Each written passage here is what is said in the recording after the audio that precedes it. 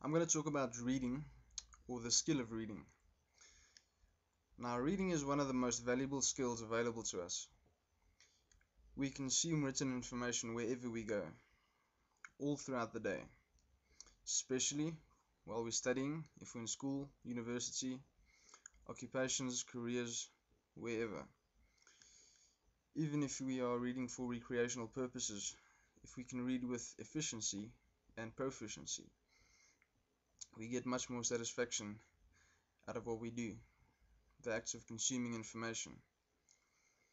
Now, skillful reading is basically the art of being able to read fast with the ability to be able to retain information that is read, being able to remember what you read. Fundamentally, you get two types of reading. The first type of reading is called subvocalization, and the majority of people use this technique. Subvocalization means that while you are reading, you pronounce or you hear the words that you are reading internally. Now, the reason why this is bad is because the part of your brain that is used to articulate and pronounce words has a direct link to the muscles that you use to pronounce words, meaning your lips, your cheeks, your tongue, your throat, and your larynx. Now, because of words being pronounced or heard internally, subvocalizing essentially means that you cannot read faster than you can talk. It is a kind of a governor or a limiting factor that keeps you from reading faster than you can speak. The only place where subvocalization is really necessary or useful is when reading poetry, because that allows you to pronounce and hear the words internally. It makes it possible to hear rhyme, alliteration, rhythm, so forth when reading poems. The second type of reading, which is much more efficient and much more logical, is called thought stream reading. Now, the thought stream is essentially the tempo or the speed at which you think.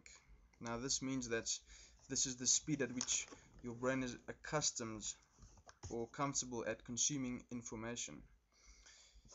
When you think during the day about whatever, whether it's stuff that you have to do or new ideas, daydreaming,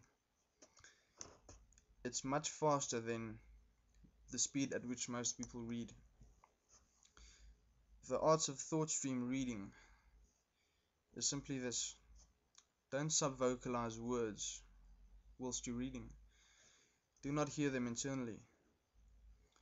This means that you will be able to consume written information at the speed at which you think, which is much faster than the speed at which you can talk. Now, a very simple yet very effective exercise to practice or to cultivate thought stream reading is to count from 0 to 10 while reading, meaning that you keep the part of the brain that will generally pronounce and articulate the words that you're reading.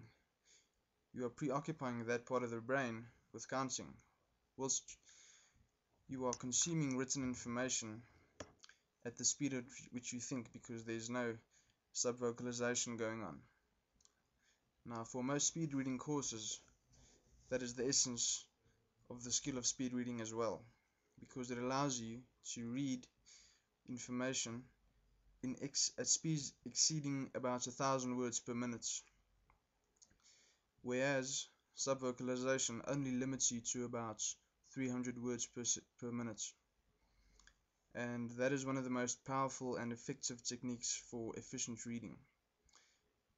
In terms of memory retention, being able to remember what you read, the reason why thought stream reading is good is because you actually consume information at its speed at which your brain is very comfortable at assimilating and understanding and categorizing that information. So naturally and logically, your ability to retain what you read and consume in your memory increases.